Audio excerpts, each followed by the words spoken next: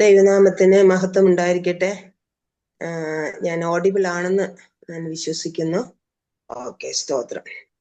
ഞാൻ പ്രിയ രത്നമാമയാണ് എന്നോട് ഈ പ്രേയർ ലൈനെ കുറിച്ച് പറയുവാനും എനിക്കിതിൽ ജോയിൻ ചെയ്യുവാനായിട്ട് ഇടയായി തീർന്നത്.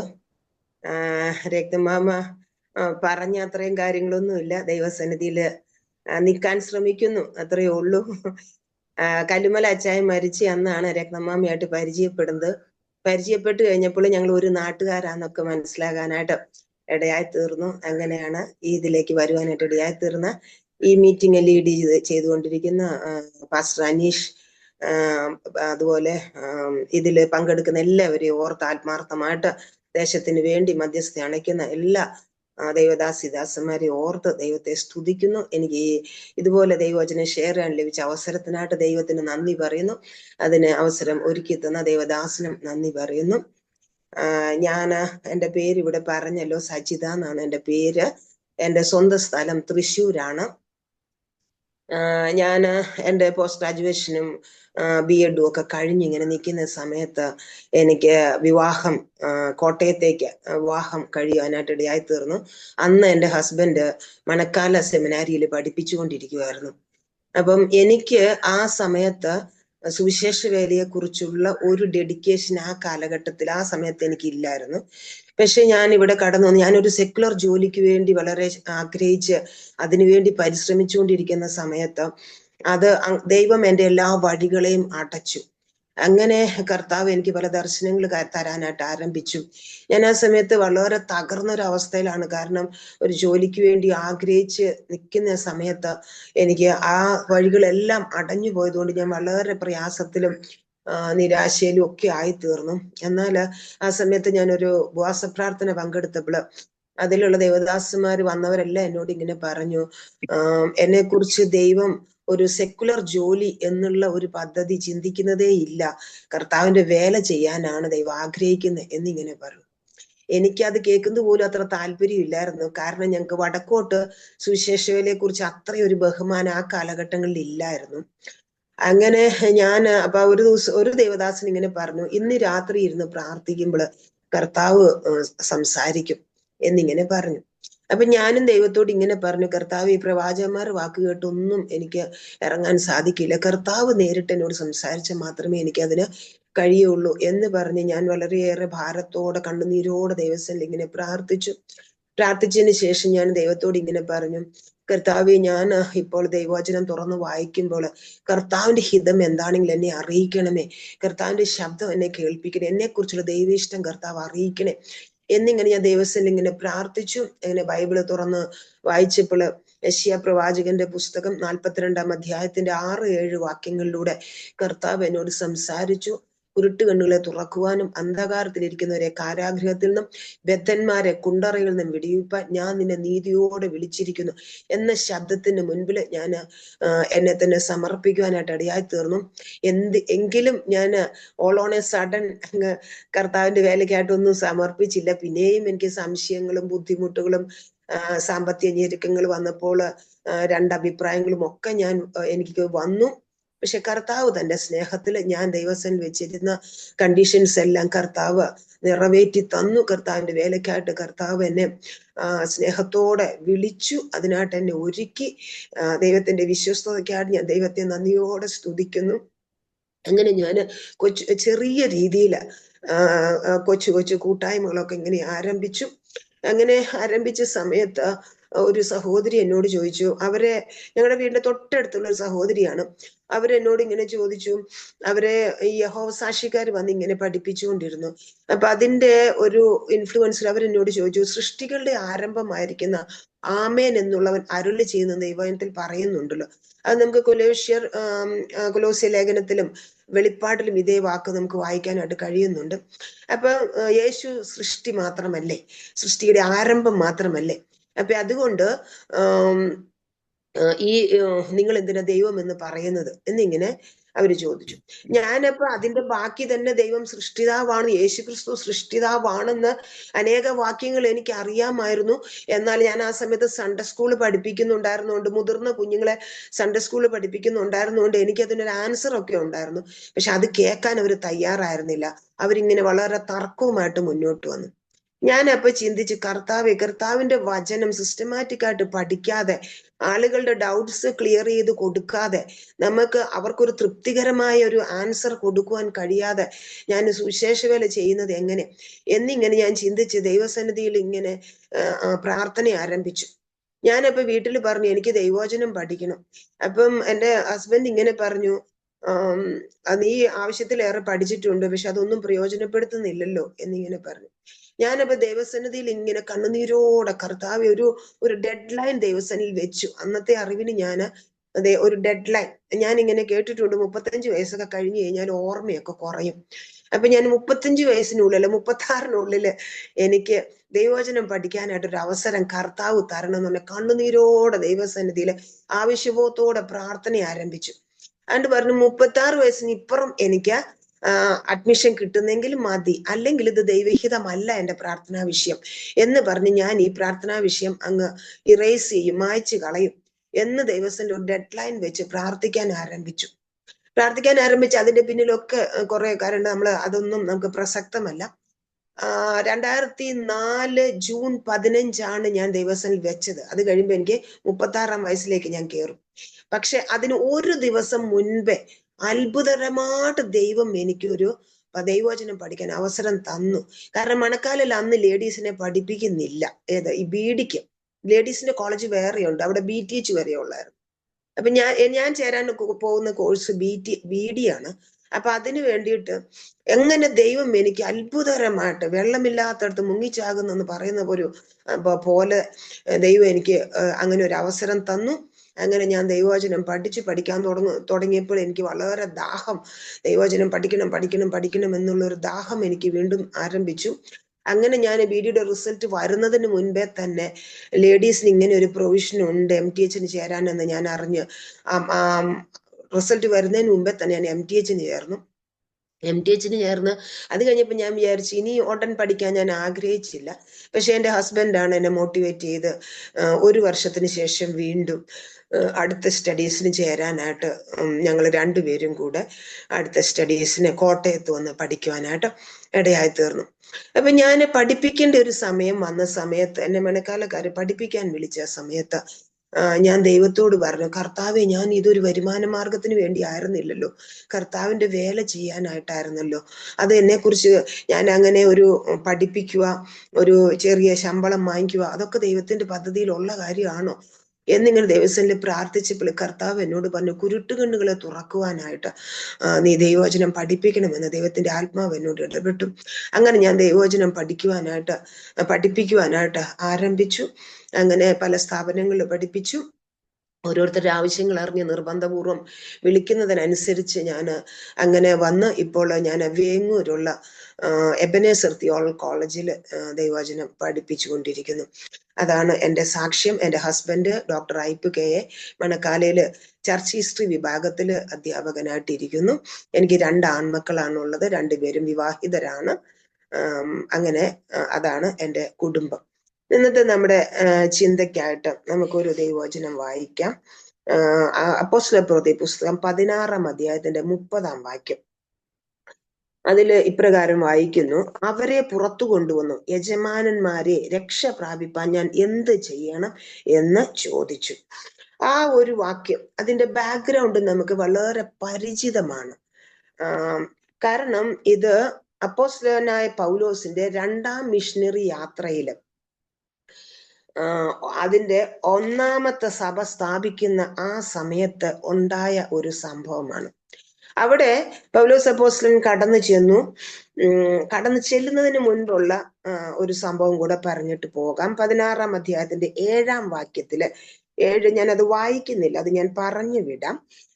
അതിന്റെ 6 മുതൽ ഒരു 10 വരെയുള്ള വാക്യങ്ങളിലാണ് ആ കാര്യം പറഞ്ഞിരിക്കുന്നത്. ഒന്നാം മിഷണറി യാത്ര പൗലോസ് അപ്പോസ്തലൻ ആസിയയിലാണ് പോയത്. അന്നത്തെ ഏഷ്യ മൈനറിൽ ആണ് പോയി പ്രവർത്തിക്കുകയും സഭകൾ സ്ഥാപിക്കുകയും ഒക്കെ ചെയ്തത്. അന്ന് പെർഗ, ഇക്കോന്യം, അങ്ങനെ പല പട്ടണങ്ങളിലും അവിടെ ലുസ്ത്ര, അങ്ങനെ പല പട്ടണങ്ങളിലും സഭകൾ സ്ഥാപിച്ചു. രണ്ടാം മിഷണറി യാത്രയില് അവിടെ തന്നെ പോയി പ്രവർത്തിക്കാൻ ആഗ്രഹിച്ച സമയത്ത് ദൈവത്തിന്റെ പരിശുദ്ധാത്മാവ് പറഞ്ഞു, നീ ആസിയയിൽ വചനം പ്രസംഗിക്കണ്ട. അങ്ങനെ ദൈവം പറയൂ. കാരണം വചനം പ്രസംഗിക്കുക എന്നുള്ളത് കർത്താവ് ആഗ്രഹിക്കുന്ന ഒരു കാര്യമല്ലേ. ആ ദൈവവചനം പ്രസംഗിക്കാനായിട്ടും ലോകത്തിന്റെ അറ്റമൊക്കെയും പോയി സുവിശേഷം അറിയിക്കാനുമല്ലേ കർത്താവ് പറഞ്ഞിരിക്കുന്നത്. പിന്നെ എന്തുകൊണ്ട് ആസിയിൽ ദൈവവചനം പ്രസംഗിക്കണ്ട എന്ന് പരിശുദ്ധാത്മാ വിലക്കിയത്? അതിന്റെ ആൻസർ നമുക്ക് 1 പത്രോസ് 1:1 പോയാൽ കാണാനായിട്ട് സാധിക്കും. കാരണം അവിടെ പത്രോസ് അപ്പോസ്തലൻ ദൈവവചനം ശുശ്രൂഷിച്ചുകൊണ്ടിരിക്കുക. പൊന്തോസിലും ആസിയയിലും ബിഥുന്യയിലും മുസിയിലും ഒക്കെ പത്രോസ് അപ്പോസ്തലൻ വചനം പ്രസംഗിച്ചുകൊണ്ടിരിക്കുന്നു. അപ്പൊ അതുകൊണ്ട് അവിടെ പോയി ഒരാൾ പോയി പ്രസംഗിക്കുന്നിടത്ത് വീണ്ടും മറ്റൊരാളും കൂടെ, അതും 2 ജയന്റ് അപ്പോസിൽസ് അല്ലെങ്കിൽ പില്ലർ അപ്പോസിൽസ് അല്ലെങ്കിൽ തൂണുകളായി എണ്ണപ്പെട്ട വളരെ ശക്തരായ ദൈവദാസന്മാര് ഒരേ സ്ഥലത്ത് പോയിട്ട് പ്രസംഗിച്ച് അവിടെ പോയി സമയം കളയണ്ട എന്ന് ദൈവത്തിന്റെ പരിശുദ്ധാത്മാവ് നിർണയിച്ചു. പക്ഷെ അതിന്റെ കാര്യകാരണ സഹിതമായിട്ടൊന്നും പൗലോസിനോട് പറയുന്നില്ല, നീ അവിടെ പോകണ്ട, കാരണം ഇന്നതാണ്, പത്രോസ് അവിടെ പ്രസംഗിക്കുന്നുണ്ട്, അവിടെ പ്രവർത്തിക്കുന്നുണ്ട് എന്ന് പറയുന്നില്ല. പലപ്പോഴും ദൈവത്തിന്റെ പരിശുദ്ധാത്മാവ് നമ്മളോട് കാര്യകാരണങ്ങൾ ചിലപ്പോൾ വ്യക്തമാക്കുകയില്ല. അപ്പോൾ നമ്മൾ എന്ത് ചെയ്യണം?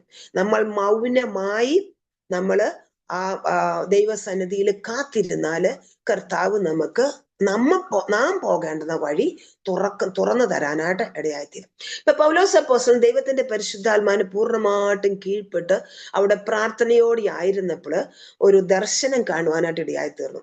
മക്കതോന്യക്കാരനായ ഒരു പുരുഷൻ, നീ വന്ന് ഞങ്ങളെ സഹായിക്ക എന്നൊരു ദർശനം. അത് പറയുന്ന വാക്യം അപ്പോസ്തലപ്രവൃത്തി 16-ാം അധ്യായത്തില് 9-ാം വാക്യത്തിലാണ് ഈ ദർശനം പൗലോസ് അപ്പോസ്തലൻ കാണുന്നത്. 16:9. അങ്ങനെ പൗലോസ് അപ്പോസ്തലൻ ഈ ദർശനം കണ്ടപ്പോൾ മാസിഡോണിയയില് അല്ലെങ്കിൽ യൂറോപ്യൻ കോണ്ടിനെന്റില്, അപ്പൊ ഏഷ്യൻ കോണ്ടിനെന്റില് പൗലോസ് 1-ാം മിഷണറി യാത്ര നടത്തി. അവിടെ എല്ലാവരും കാര്യങ്ങളെല്ലാം നടന്നു. അവിടെ പ്രസംഗമൊക്കെ, അവിടെ സഭകൾ സ്ഥാപിച്ചു. ഇപ്പോൾ അവിടെ ഏറ്റവും പ്രസിദ്ധനായ ഒന്നാമനായ പത്രോസ് അപ്പോസ്തലൻ പ്രവർത്തിക്കുന്നുണ്ട്. ഇനി അടുത്ത കോണ്ടിനെന്റില്, അടുത്ത വൻകരയിലേക്ക് ദൈവവചനം വ്യാപിപ്പിക്കുന്നതിന് വേണ്ടിയിട്ട് ദൈവം ഒരു ദർശനം കൊടുക്കുകയും അങ്ങനെ യൂറോപ്പിലെ 1-ാമത്തെ സഭ സ്ഥാപിക്കുന്നതിന് വേണ്ടി മാസിഡോണിയയിലെ മക്കതോന്യക്ക് പൗലോസ് അപ്പോസ്തലനും ശീലാസും നയിക്കപ്പെടുവാനായിട്ട് ഇടയായിത്തീർന്നു. അവിടെ കടന്നു ചെന്ന് ആദ്യമായിട്ട് ലുദിയനെ സുവിശേഷം പറഞ്ഞു, വിശ്വാസത്തിൽ വന്നു. അതിനുശേഷം നടന്ന സംഭവം, അവിടെ വെളിച്ചപ്പാടത്തിയായിട്ട് ലക്ഷണം പറയുന്ന ഒരു സ്ത്രീയെ സൗഖ്യമാക്കുന്നതായിട്ട് നമ്മള് 16-ാം വാക്യം മുതൽ കാണുന്നുണ്ട്. അപ്പൊ ആ വെളിച്ചപ്പാടത്തി നല്ല സുവിശേഷ പറഞ്ഞത്. അത് യോഹന്നാൻ സ്ഥാപകൻ യേശുക്രിസ്തുവിന് വഴിയൊരുക്കിയതുപോലെ ഇവർക്ക് വേണ്ടി വഴിയൊരുക്കുന്ന ഒരു പദ്ധതിയൊക്കെയാണ് അവളുടെ ആ ലക്ഷണം പറച്ചിൽ നമുക്ക് കാണാനായിട്ട് സാധിക്കുന്നത്. കാരണം അവൾ എന്താ വിളിച്ചു പറയുന്നത്? ഇവർ അത്യുന്നതനായ ദൈവത്തിന്റെ ദാസന്മാർ, രക്ഷാമാർഗം നമ്മോട് അറിയിക്കുന്നവർ. അപ്പം അത് പറയുന്നത് നല്ല കാര്യമല്ലേ, ദോഷമില്ലാത്ത കാര്യമല്ലേ? പിന്നെ എന്തിനാണ് അവളെ വിലക്കുന്നത്? എന്തിനാണ് അവളുടെ ബോധത്തെ ശാസിക്കുന്നത്? എന്തിനാണ് അവളുടെ ആത്മാവിനെ വിവേചിക്കാൻ പോകുന്നത്? ഇതൊക്കെ നമുക്ക് ക്വസ്റ്റ്യൻ ആയിരിക്കും. പക്ഷെ ആത്മാവ് നിറഞ്ഞ് ദൈവാത്മാവിനാൽ പൂർണ്ണമായി നിയന്ത്രിക്കപ്പെടുന്ന പൗലോസ് അപ്പോസ്തലന് ആ വഴിയൊരുക്കുന്നതായിട്ടല്ല, ആ പൈശാചിക ശക്തി അവളെ നശിപ്പിക്കുകയും അവളുടെ ജീവിതത്തിന് അത് രക്ഷാമാർഗം തടസ്സപ്പെടുത്തുകയും ചെയ്യുന്നു എന്ന് മനസ്സിലാക്കിയ പൗലോസ് അപ്പോസ്തലൻ അവളിലുള്ള ഭൂതത്തെ ശാസിക്കുകയും അവൾ സൗഖ്യം പ്രാപിക്കുകയും ചെയ്യുന്നതായിട്ട് കാണുന്നു. അതോടനുബന്ധിച്ച് ഉണ്ടായ പ്രതിസന്ധി നിമിത്തം ഫിലിപ്പിൻ കാരാഗൃഹത്തിൽ അടയ്ക്കപ്പെട്ട് കിടക്കുക. ആ കിടക്കുന്ന സമയത്ത് ഇവരുടെ സ്റ്റാറ്റസ് എന്താണ്? പൗലോസിന്റെ ശീലാസിന്റെ സ്റ്റാറ്റസ് എന്താണ്? വസ്ത്രം പറിച്ചുരിഞ്ഞു, കോൽ കൊണ്ട് അവരെ അടിപ്പിച്ചു, അവരെ വളരെ സൂക്ഷ്മമായ കാവലില് ആക്കിയിരിക്കുന്നു. 22-ാം വാക്യത്തിൽ നമ്മൾ വായിക്കുന്നത്, പുരുഷാരം അവരുടെ നേരെ ഇളകി, അധിപതികൾ വസ്ത്രം പറിച്ചുരിഞ്ഞു, കോൽ കണ്ടവരെ അടിച്ചു, അതിനുശേഷം സൂക്ഷ്മത്തോടെ കാവലില് ആക്കി ഇരിക്കുവാണ്. അതും നമുക്ക് അറിയാം, ഇതിനകത്ത് എന്തിനാമത്തിലിട്ട് പൂട്ടിയിരിക്കുന്നത്. ഒരാളെ ജയിലിൽ അടച്ചു കഴിഞ്ഞാൽ അവൻ സ്വതന്ത്രനാ. ഇത് സെല്ലിലാണെങ്കിലും പിന്നെ അവനെ കാലിൽ ആമത്തിലിടുന്നില്ല, കയ്യില് ഹാൻഡ് കഫ് അല്ലെങ്കിൽ കയ്യാമം വെക്കുന്നു.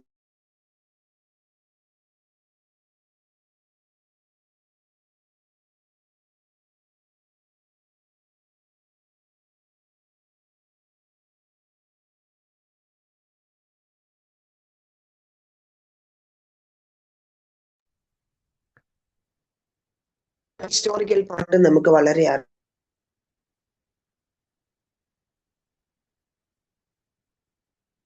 അവസ്ഥകളെ മാറ്റുന്നത്.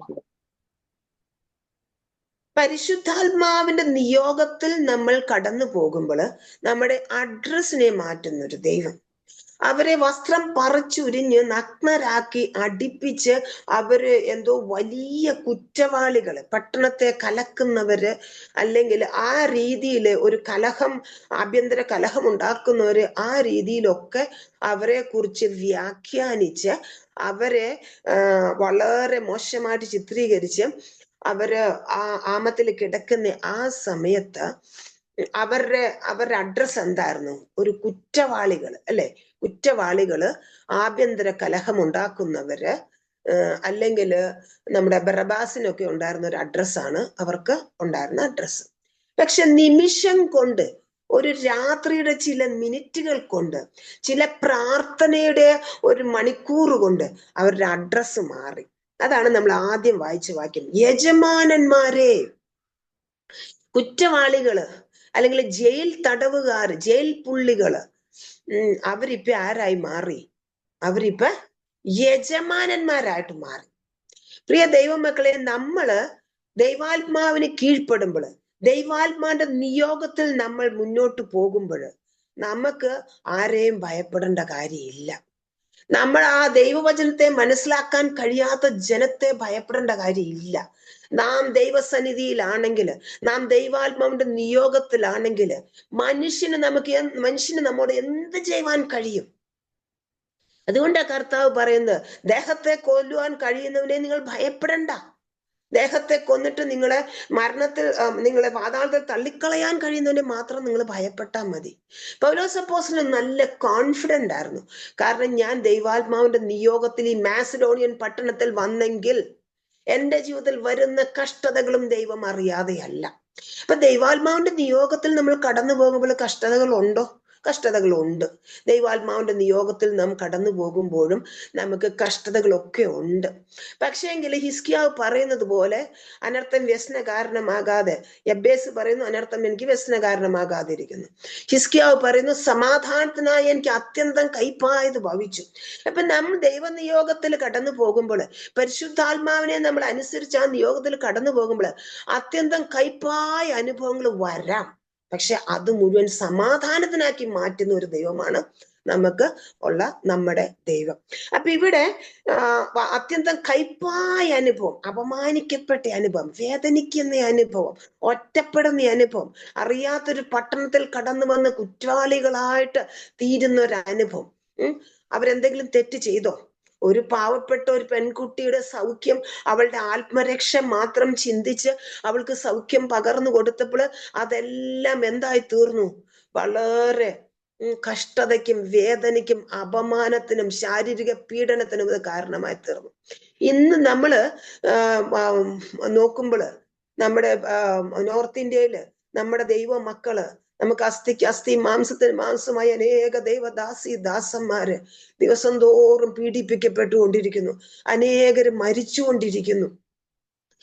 ആ റിപ്പോർട്ടുകളൊന്നും നമ്മൾ അറിയുന്നില്ല, കാണുന്നില്ല. അനേകര് നമ്മളെ മലയാളികളായവര് ജയിലിൽ അടയ്ക്കപ്പെടുമ്പോൾ അത് നമുക്ക് വലിയ വാർത്തയാണ്, നമുക്ക് വലിയ കൺസേൺ. എന്നാൽ തദ്ദേശീയരായ എത്രയോ ദൈവ മക്കള് അടികൊണ്ട് അവര് വളരെ പീഡിപ്പിക്കപ്പെടുന്ന അനുഭവമുണ്ട്. കഴിഞ്ഞ ദിവസം ഞാൻ അറിഞ്ഞു, രാജസ്ഥാനിലെ ചില ദേവദാസന്മാരെ പിടിച്ചുകൊണ്ടുപോയി ജയിലിൽ അടച്ചു. ജയിലിൽ അടച്ചിട്ട് ആ ജയിലിലുള്ള ഇൻമേറ്റ്സിനോട്, ജയിലിലായിരിക്കുന്നവരോട് ചോദിച്ചു, ഇവര് മതം മാറ്റുന്നവരാണ്, ഇവരെ എന്ത് ചെയ്യണമെന്നാണ് നിങ്ങൾ പറ എന്ന്.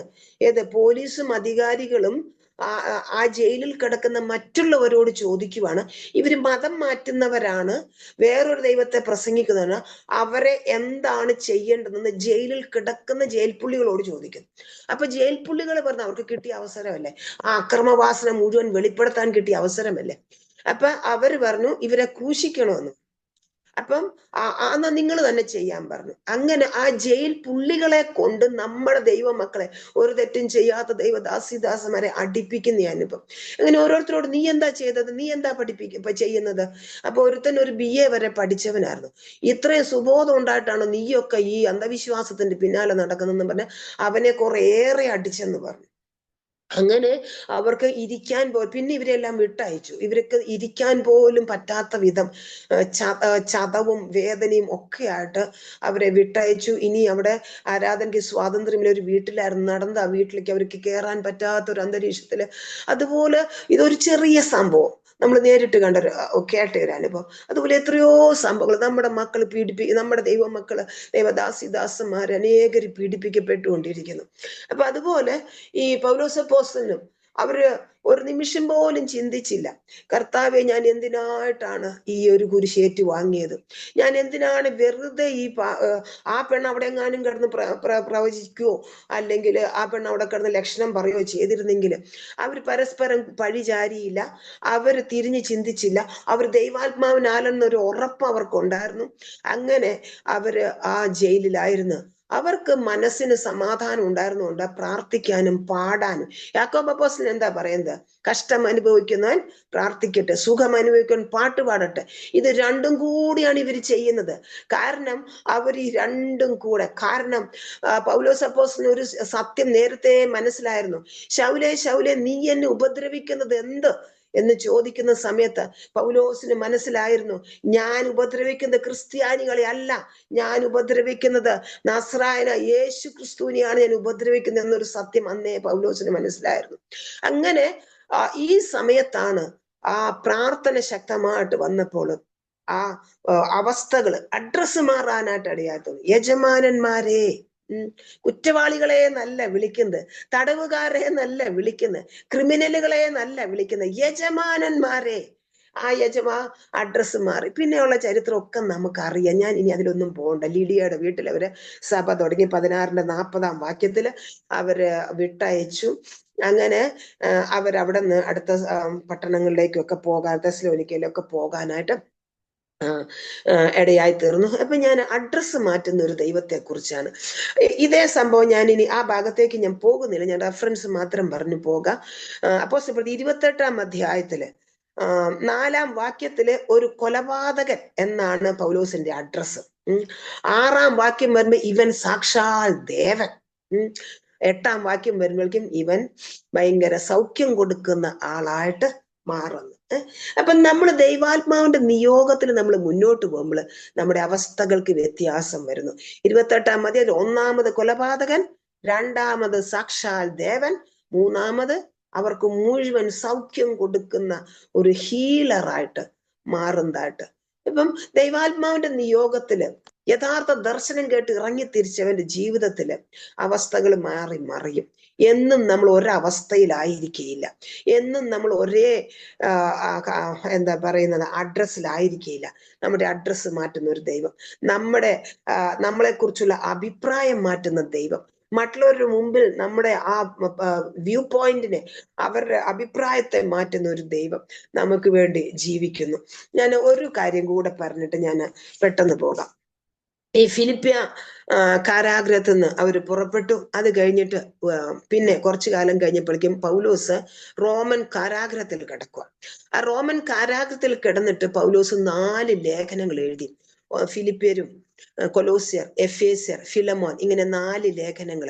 അതിനെ കാരാഗ്രഹ ലേഖനങ്ങൾ എന്ന് പറയുന്നു.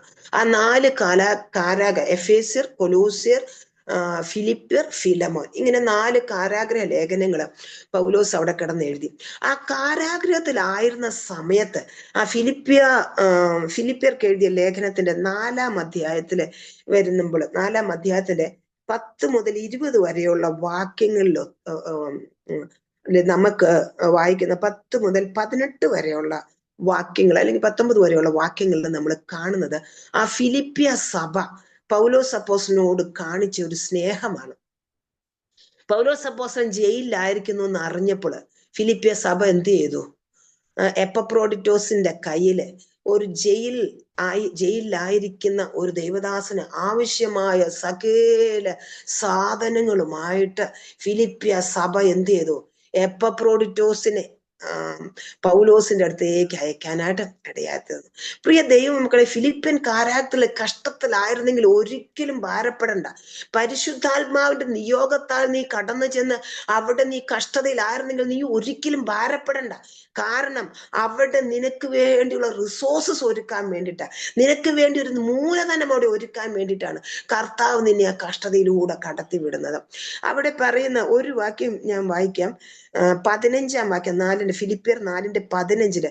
ഫിലിപ്പിയരെ, സുവിശേഷ ഘോഷണത്തിന്റെ ആരംഭത്തിൽ ഞാൻ മക്കതോനിയയിൽ നിന്ന് പുറപ്പെട്ടാറേ നിങ്ങൾ മാത്രമല്ലാതെ ഒരു സഭയും വരവ് ചെലവ് കാര്യത്തിൽ എന്നോട് കൂട്ടായ്മ കാണിച്ചില്ല എന്ന് നിങ്ങളും അറിയുന്നു. തെസ്സലോനിക്കയിലും എന്റെ ബുദ്ധിമുട്ട് തീർക്കുവാൻ 1-2 വട്ടം നിങ്ങൾ അയച്ചു തന്നുവല്ലോ. അപ്പൊ ആ യൂറോപ്യൻ കോണ്ടിനെന്റില്, യൂറോപ്യൻ വൻകരയില് ആദ്യമായിട്ട് മാസിഡോണിയ പട്ടണത്തില് ഫിലിപ്പിയയിൽ സ്ഥാപിച്ച സഭ, ഒന്നാമത് പരിശുദ്ധാത്മാവിന്റെ നിയോഗത്താല് കടന്നു വന്ന് സഭ സ്ഥാപിക്കാൻ ആരംഭിച്ച ആദ്യ ഒരു കൺവേർട്ടിനെ കിട്ടി, ഒരു വിശ്വാസിയെ കിട്ടി. രണ്ടാമത്തെ വിശ്വാസിയെ കിട്ടിയപ്പോഴേ അടി ആരംഭിച്ചു, പീഡനം ആരംഭിച്ചു, തടവ് ആരംഭിച്ചു. എന്റെ ദൈവമേ, ഇതെന്തുകൊണ്ട്? ഞാൻ അങ്ങയുടെ വാക്ക് കേട്ടാണല്ലോ ഇറങ്ങിത്തിരിച്ചത്. എന്നിട്ട് എന്താണ് എന്റെ ജീവിതത്തിൽ ഇങ്ങനെ കടന്നു വരുന്നത്? ഈ പ്രതികൂലങ്ങളെല്ലാം കടന്നു വരുമ്പോൾ ഒരിക്കൽ പോലും പിറുപിറുക്കാതെ, ഒരിക്കൽ പോലും ദർശനത്തെ സംശയിക്കാതെ, ഒരിക്കൽ പോലും ദൈവത്തോട് ഇത് എന്തുകൊണ്ടെന്ന് ചോദിക്കാതെ ദൈവത്തിൽ ഉറച്ചു നിന്ന ദൈവദാസന് വേണ്ടി കർത്താവ് എന്ത് ചെയ്തു? അവിടെ എന്തോ ഒരുക്കുമായിരുന്നു. അവന് വേണ്ടിയുള്ള മൂലധനം ഒരുക്കുമായിരുന്നു, അവന് വേണ്ടിയുള്ള റിസോഴ്സസ് ഒരുക്കുമായിരുന്നു, അവന് വേണ്ടിയുള്ള തുടർന്നുള്ള അവന്റെ ആ ശുശ്രൂഷ കാലഘട്ടത്തിൽ ഏലിയാവിന് വേണ്ടി ഒരു വിധവയെ ഒരുക്കിയതുപോലെ അവന്റെ ശുശ്രൂഷയുടെ കാലഘട്ടങ്ങൾക്ക് വേണ്ടിയുള്ള ആ പണം ഒരുക്കാനായിട്ട്, ആ വിഭവങ്ങൾ ഒരുക്കാനായിട്ട്, ആ സ്നേഹം ഒരുക്കാനായിട്ട്, ആ കരുതൽ ഒരുക്കാൻ വേണ്ടിയിട്ടാണ് കർത്താവ് ആ കഷ്ടതയിലൂടെ കടത്തിവിട്ടത്. കാരണം ആ കഷ്ടതയിലൂടെയാണ് ഒരു കാരാഗ്രഹ പ്രമാണിയെ പൗലോസിനെ കൺവേർട്ടായിട്ട് ലഭിക്കുന്നത്. ആ കാരാഗ്രഹ പ്രമാണിക്കറിയാം കാരാഗ്രഹത്തിൽ കിടക്കുന്ന ഒരു തടവുകാരന് എന്തെല്ലാം ആവശ്യങ്ങളാണ് ഉള്ളത്, അവന് വേണ്ടിയ പ്രൊവിഷൻസ് എന്താണ്, അതെല്ലാം അറിയുന്ന ഒരു കാരാഗ്രഹ പ്രമാണിയെ ആ ഫിലിപ്പിയ സഭയിൽ നിന്ന്, ആ ഫിലിപ്പിയ കാരാഗ്രഹത്തിൽ നിന്ന് കർത്താവ് ഒരുക്കുവാനായിട്ട് ഇടയായി തീർന്നു. നമുക്ക് ചില നന്മകൾ ഒരുക്കി വെക്കാനായിട്ട് നമ്മളെ ചില കഷ്ടതയിലൂടെ കടത്തിവിടും. അബ്രഹാമിന് വേണ്ടിയിട്ട് ശാശ്വതമായ ഒരു അനുഗ്രഹം, ഐശ്വര്യമായ ഒരു അനുഗ്രഹം കൊടുക്കാൻ വേണ്ടിയിട്ട് നിന്റെ മകനെ യാഗം കഴിക്കാനായിട്ട് പറഞ്ഞു. ആ പൂർണ്ണ അനുസരണത്തിലൂടെ കടന്നു പോയപ്പോൾ മകൻ നഷ്ടമായുമില്ല. ഞാൻ നിന്നെ ഐശ്വര്യമായിട്ട് അനുഗ്രഹിക്കുന്നു, ഞാൻ എന്നെ കൊണ്ട് തന്നെ സത്യം ചെയ്ത് ഞാൻ നിന്നെ അനുഗ്രഹിക്കുന്നു.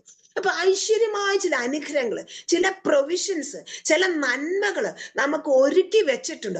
അത് പ്രാപിക്കാനായിട്ടുള്ള വഴി ചിലപ്പോൾ നാരോ ആയിരിക്കും, ആ വഴി ചിലപ്പോൾ കഷ്ടതയുടെ ആയിരിക്കും. ആ പരിശുദ്ധാത്മാവിന്റെ നിയോഗത്തിൽ ഉറച്ചു നിൽക്കുന്നെങ്കിൽ നമുക്ക് വേണ്ടി ആജീവനാന്തമുള്ള ചില പ്രൊവിഷൻസ് കർത്താവ് ഒരുക്കി വെച്ചിട്ടുണ്ട്. പൗലോസിന് വേണ്ടി ഒരു കാരാഗ്രഹ പ്രമാണിയെ കർത്താവ് ഒരു പിൻബലത്തിന് കൊണ്ടുവരണമെന്നുള്ള ദൈവത്തിന്റെ പദ്ധതിയാണ്.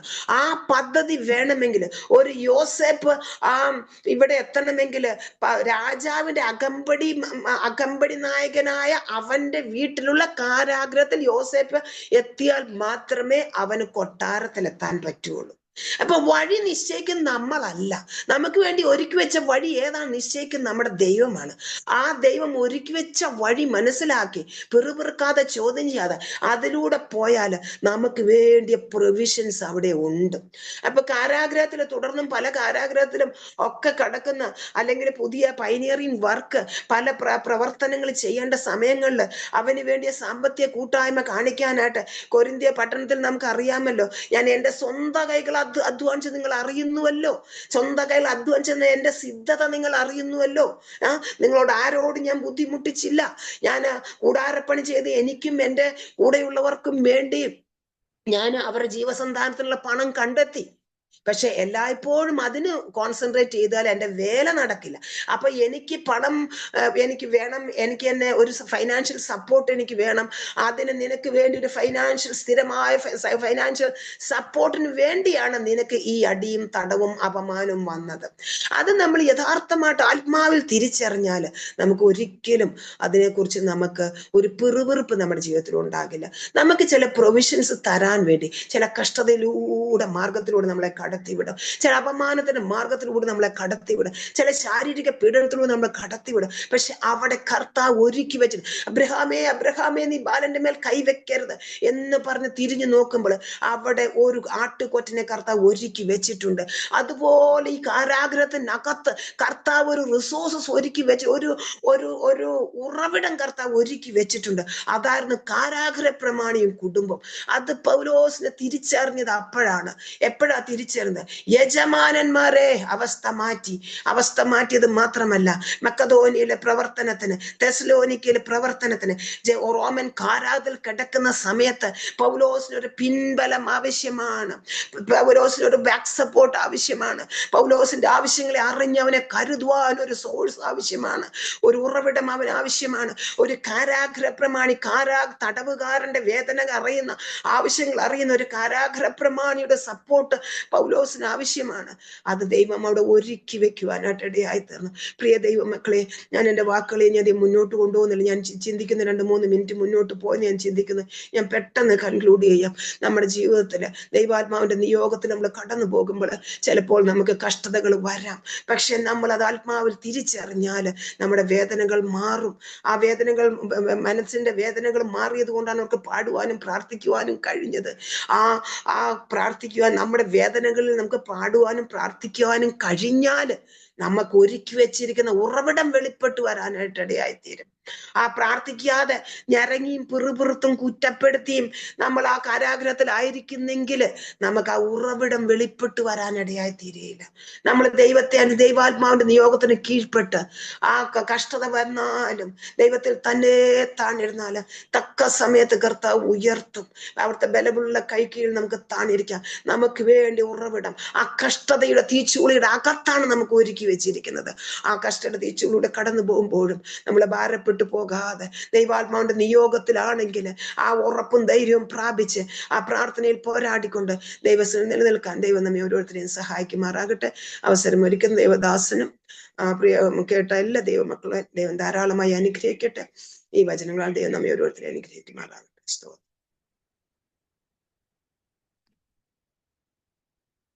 എത്ര ശക്തമായിട്ടുള്ള ദൈവവചനമാണ് നമ്മൾ കേട്ടുകൊണ്ടിരുന്നത്. പൗലോസിൻ്റെ ജീവിതത്തിലൂടെ വന്ന അനുഭവങ്ങൾ. ആ 1-ാം മിഷണറി യാത്രയിൽ നമ്മൾ കേട്ടു ഏഷ്യയിലാണ് സുവിശേഷം പറഞ്ഞത്. എന്നാൽ 2-ാം മിഷണറി യാത്രയിലും അങ്ങോട്ട് തന്നെ പോകാനായിട്ടാണ് പൗലോസ് എല്ലാം പ്ലാൻ ചെയ്തു ഇരിക്കുക. പൗലോസും ശീലാസും കൂടെ അവിടെ പോകാനായിട്ട് ഇരിക്കുമ്പോഴാണ് പരിശുദ്ധാത്മാവ് വിലക്കുകയാണ്, നീ പോകരുത് എന്ന് വിലക്കുകയാണ്. പ്രിയമുള്ളവരെ, നമ്മളാണെങ്കിൽ വിചാരിക്കുകയോ സുവിശേഷ വിലയ്ക്ക് പോകുമ്പോൾ ഇത് ഏതാത്മാവ് വിലക്കുന്ന, പരിശുദ്ധാത്മാവ് വിലക്കത്തില്ലല്ലോ. എന്നാൽ ആ പരിശുദ്ധാത്മാവിൻ്റെ ആ ചൈതന്യമുള്ളതായ പൗലോസ് അത് മനസ്സിലാക്കി പരിശുദ്ധാത്മാവിനെ പൂർണ്ണമായിട്ട് അനുസരിക്കുകയാണ്. അതുകൊണ്ട് നമുക്ക് അറിയാം, ആദ്യമായിട്ട് ഫിലിപ്പയിൽ, ആദ്യമായി യൂറോപ്പിൽ സുവിശേഷം കൊണ്ടുപോയത് പൗലോസാണ്. പിന്നീട് ലോകചരിത്രത്തിൽ മുഴുവൻ നോക്കുമ്പോൾ നമുക്ക് അറിയാം, പിന്നീട് യൂറോപ്പിൽ നിന്നാണ് ലോകമെമ്പാടും സുവിശേഷം പരന്നത് എന്ന് നമുക്കറിയാം. ബ്രിട്ടീഷുകാരും അതുപോലെ തന്നെ ജർമ്മൻകാരും, നമ്മുടെ കേരളത്തിൽ പോലും ജർമ്മൻ മിഷണറിമാർ വന്ന് നമ്മുടെ ഇന്ന് മലയാളത്തിൽ നമ്മൾ പാടുന്ന പാട്ടുകൾ സമയരഥത്തിൽ തുടങ്ങി മനോഹരമായിട്ട് നമ്മൾ വർഷങ്ങളായി 100-110 വർഷങ്ങളായിട്ട് പാടുന്ന പാട്ടുകളൊക്കെ എഴുതിയത് ജർമ്മൻ മിഷണറിയാണ്. അപ്പോൾ സുവിശേഷം ലോകത്തിലെമ്പാടും വരുന്നത് യൂറോപ്പിൽ നിന്നാണ്. അപ്പോൾ പൗലോസ് പരിശുദ്ധാത്മാവിനെ അനുസരിച്ച് പോയത് കൊണ്ടാണ് അതൊക്കെ സംഭവിച്ചത്. അതുപോലെ തന്നെ നമുക്ക് അറിയാം, പരിശുദ്ധാത്മാവിനെ അനുസരിക്കുമ്പോൾ എപ്പോഴും നല്ലൊരു പൂമത്തെ അല്ല കിട്ടുന്നത്. ഇപ്പോൾ കർത്താവിൻ്റെ ദാസി പറഞ്ഞ പോലെ പരിശുദ്ധാത്മാവിനെ അനുസരിച്ച് ഫിലിപ്പയിൽ ചേർന്നപ്പോൾ എന്തോ കിട്ടുന്ന അടിയും തടവും ഒക്കെയാണ് കിട്ടുന്നത്. എന്നാൽ പ്രിയമുള്ളവർ, അതിൽ കൂടെ ദൈവത്തിന് ഒരു വഴിയുണ്ട് എന്നതാണ് നമ്മൾ മനസ്സിലാക്കേണ്ടത്. ആ ആ കാരാഗ്രഹത്തിലൂടെ, ആ അടിയിലൂടെ, ആ പീഡനത്തിലൂടെയാണ് ആ ഫിലിപ്പിയെ മുഴുവൻ നേടിയെടുക്കുന്നതിന് ദൈവത്തിന് സാധിച്ചു. അതുപോലെ തന്നെ നമുക്ക് അറിയാം, യോസഫിന് ആ രാജകൊട്ടാരത്തിലേക്കുള്ള തൻ്റെ യാത്ര കാരാഗ്രഹത്തിലൂടെയായിരുന്നു. ഇദ്ദേഹത്തിന്, പൗലോസിനും ആ ഫിലിപ്പിയ സഭയെ സ്ഥാപിക്കാനുള്ള യാത്ര കാരാഗ്രഹത്തിലൂടെയായിരുന്നു. പ്രിയമുള്ളവരെ, ഇന്ന് നമ്മൾ കേൾക്കുന്നത്, നമുക്ക് അറിയാം, ഇംഗ്ലീഷിൽ തന്നെ ഇങ്ങനെ ഒരു പറച്ചിലുണ്ടല്ലോ, നോ ക്രൗൺ വിതൗട്ട് ക്രോസ്. ഇന്ന് അതാർക്കും കേൾക്കാൻ താല്പര്യമില്ല. നേരെ അനുഗ്രഹങ്ങൾ പ്രാപിക്കാനും, കുരിശെന്നൊക്കെ പറയുന്ന ആർക്കും ഇന്ന് ഇഷ്ടമില്ല. നേരെ ദൈവത്തിൽ നിന്ന് അനുഗ്രഹങ്ങൾ പ്രാപിക്കാനാണ് ഇന്നെല്ലാവരും തിടുക്കം കൊള്ളുന്നത്. എന്നാൽ പരിശുദ്ധാത്മാവിൻ്റെ വഴികൾ അങ്ങനെയല്ല. നമ്മൾ തിരുവചനത്തിൽ ആകമാനം പരിശോധിച്ചാൽ നമ്മൾ കാണുന്ന മാതൃകകൾ അതൊക്കെയാണ്. അതുകൊണ്ട് നമ്മുടെ ജീവിതത്തിലെ കഷ്ടപ്പാടുകൾ വരുമ്പോൾ ആ പരിശുദ്ധാത്മാവ് ഒരുക്കിയ വഴിയിലൂടെ തന്നെ നമ്മൾ ശക്തമായി, ആ പൗലോസ് പോയതുപോലെ ശക്തമായി നമുക്ക് മുന്നോട്ട് പോകാം. ഇന്ന് നമുക്ക് കേട്ടല്ലോ, ഈ നോർത്ത് ഇന്ത്യയിൽ എത്രയോ ദൈവദാസന്മാരാണ് അകാരണമായിട്ട് പീഡനങ്ങൾ അനുഭവിക്കുന്നത്. ദൈവത്തിന് അതിൻ്റെ അകത്തൊരു വഴിയുണ്ട്. അതെന്താണെന്ന് നമുക്ക് മനസ്സിലാകത്തില്ല.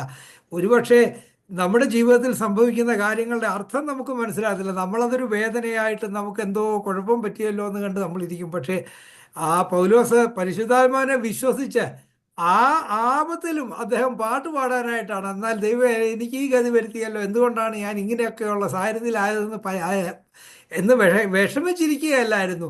അവിടെ കർത്താവിൽ എപ്പോഴും സന്തോഷിക്കുമെന്ന് പറഞ്ഞ് അവിടെ പാട്ട് പാടുകയായിരുന്നു. അപ്പോൾ നടന്ന കാര്യങ്ങളൊക്കെ നമുക്കറിയാമല്ലോ. പ്രിയമുള്ളവരുടെ, നമ്മുടെ ജീവിതത്തിൽ ഇന്ന് സംഭവിക്കുന്ന കാര്യങ്ങളുടെ അർത്ഥങ്ങൾ നമുക്ക് മനസ്സിലാകാൻ ഒരു മനുഷ്യായുസ് മുഴുവൻ വേണ്ടി വരും. പൗലോസിന് ഒരുപക്ഷെ അപ്പോൾ മനസ്സിലായി കാണുകയില്ല. എന്നാൽ പിന്നീട് മനസ്സിലായതുപോലെ നമ്മുടെ ജീവിതത്തിൽ ഇന്ന് സംഭവിക്കുന്ന വേദനകൾക്കും ദുഃഖങ്ങൾക്കും ഒക്കെ കർത്താവിൽ നമ്മൾ സന്തോഷിച്ച് മുന്നോട്ട് പോവുകയാണെങ്കിൽ അതിൻ്റെ അകത്ത് ആ നീക്കുപോക്കുകൾ നമുക്ക് കാണുവാനായിട്ട് സാധിക്കും. നമ്മുടെ ജീവിതത്തിലെ കഷ്ടങ്ങളുടെ അർത്ഥം നമുക്ക് ഉടനെ മനസ്സിലാകുകയില്ല. ഒരുപക്ഷെ ഒരു മനുഷ്യായുസിൻ്റെ അവസാനത്തിലായിരിക്കാം അത് എന്തുകൊണ്ടാണെന്നൊക്കെ മനസ്സിലാകുന്നത്. അതുകൊണ്ട് വിശ്വാസമുള്ളവരായി, വിശ്വാസത്തിൽ ക്ഷീണിച്ചു പോകാതെ നമുക്ക് ശക്തമായി മുന്നോട്ട് പോകാം. കർത്താവിൻ്റെ ദാസി വളരെ ശാന്തതയോടുകൂടെ വളരെ ആഴമായിട്ടുള്ള കാര്യങ്ങളാണല്ലോ തിരുവചനത്തിൽ നിന്ന് പറഞ്ഞത്. തൻ്റെ സാക്ഷ്യമൊക്കെ വളരെ ശക്തമായിരുന്നല്ലോ. പ്രിയമുള്ളവർ, ആ സുവിശേഷ വേലയ്ക്ക് വേണ്ടി പോകാനായിട്ട് പൂർണ്ണമായിട്ട് നമ്മുടെ ചിന്തയിലും ഇങ്ങനെയൊക്കെ ആദ്യകാലത്ത് ചില സംശയങ്ങളൊക്കെ ഉണ്ട്. ആ സുവിശേഷ വേലയ്ക്ക് പോയാൽ എന്താണ് അതുകൊണ്ട് എനിക്ക് പ്രയോജനം ഉണ്ടാകുമോ, അല്ലെങ്കിൽ എന്താണ്, അതത്ര മാന്യമായ ജോലിയാണോ, മാന്യമായ കാര്യമാണോ എന്നൊക്കെ നമ്മൾ ജീവിതത്തിലെ പല സാഹചര്യങ്ങൾ, ഇങ്ങനെയൊക്കെയുള്ള ചിന്തകൾ സാധാരണ നമ്മുടെ മനസ്സിൽ കൊണ്ടുവരും. എന്നാൽ ശക്തമായിട്ട് ആ പരിശുദ്ധാത്മാവിൽ വിശ്വസിച്ച് കർത്താവ് നമുക്ക് വേണ്ടി ചെയ്യുന്ന വലിയ കാര്യങ്ങൾ, അല്ലെങ്കിൽ മുമ്പേ അവൻ്റെ രാജ്യവും നീതിയും അന്വേഷിച്ചുകൊണ്ട് ശക്തമായി നമുക്ക് മുന്നോട്ട് പോകുമ്പോൾ എത്ര വലിയ അതിശയങ്ങളാണ്, എത്ര വലിയ കാര്യങ്ങളാണ് നമ്മളിലൂടെ ദൈവം പ്രവർത്തിക്കുന്നത്, ദൈവം സ്വർഗരാജ്യത്തിന് വേണ്ടി, ദൈവരാജ്യത്തിന് വേണ്ടി ദൈവം ചെയ്യുന്നത് എന്ന് നമുക്ക് മനസ്സിലാക്കാനായിട്ട് സാധിക്കും. അതുകൊണ്ട് ഇന്ന് ഈ വചനത്തിന് മുൻപാകെ നമ്മൾ ജീവിതത്തിൽ ഓരോ അനുഭവങ്ങൾ വരുമ്പോൾ, നമുക്കിഷ്ടമില്ലാത്തതായിട്ടുള്ള കാര്യങ്ങൾ നമ്മുടെ ജീവിതത്തിൽ വരുമ്പോൾ, കർത്താവേ, നീ എന്നെ നയിക്കുന്നതായിട്ടുള്ള ഈ പാത, അതിൻ്റെ അർത്ഥം എനിക്ക് പൂർണ്ണമായും മനസ്സിലാകുന്നില്ല, എന്നാൽ അത് വിശ്വാസത്തോടുകൂടി ഏറ്റെടുക്കുന്നതിന് എബ്രായ ലേഖന കർത്താവ് പറയുന്ന പോലെ, പാപികളാൽ തനിക്ക് നേരിട്ടുള്ള കഷ്ടം സഹിച്ചവനെ നിങ്ങൾ ധ്യാനിക്കുക, നിങ്ങൾ ഉള്ളിൽ ക്ഷീണിച്ച് മടുക്കാതിരുപ്പാൻ പാപികളാൽ ഇങ്ങനെയുള്ള വിരോധം സഹിച്ചവനെ നിങ്ങൾ ധ്യാനിച്ചാൽ നമുക്ക് കഷ്ടപ്പാടും വിഷമമൊക്കെ വരുമ്പോൾ നമ്മൾ നിരുത്സാഹപ്പെട്ടു പോകത്തില്ല. ആ കർത്താവ് നേരിട്ടതായിട്ടുള്ള ആ അനുഭവങ്ങളുടെ അതിൻ്റെ ഒരു 100-1 പോലും നമുക്ക് നേരിടേണ്ടി വരുന്നില്ലല്ലോ. അതുകൊണ്ട് ആ കർത്താവിനെ ധ്യാനിച്ചുകൊണ്ട് നമ്മുടെ ജീവിതത്തിലെ കഷ്ടപ്പാടുകൾ, വിഷമങ്ങളിൽ ശക്തിയോടുകൂടെ, വിശ്വാസത്തോടുകൂടെ നമുക്ക് മുന്നോട്ട് പോകാം. കർത്താവ് അതിന് തൻ്റെ ആത്മാവ് മൂലം നമ്മെ സഹായിക്കട്ടെ. കർത്താവിൻ്റെ ദാസിയോടുള്ള ഷിക്കാഗോ പ്രേരണയുടെ പേരിലുള്ള സ്നേഹം, സന്തോഷം പ്രകാശിപ്പിക്കുന്നു. ഈ ദിവസങ്ങളിൽ ശക്തിയോടുകൂടെ കർത്താവിന് വേണ്ടി വലിയ കാര്യങ്ങൾ ചെയ്യുന്നതിന് ആ ദാസിയെയും കുടുംബത്തെയും കർത്താവ് ഉപയോഗിക്കട്ടെ എന്ന് പ്രാർത്ഥിക്കുന്നു, ആശംസിക്കുന്നു.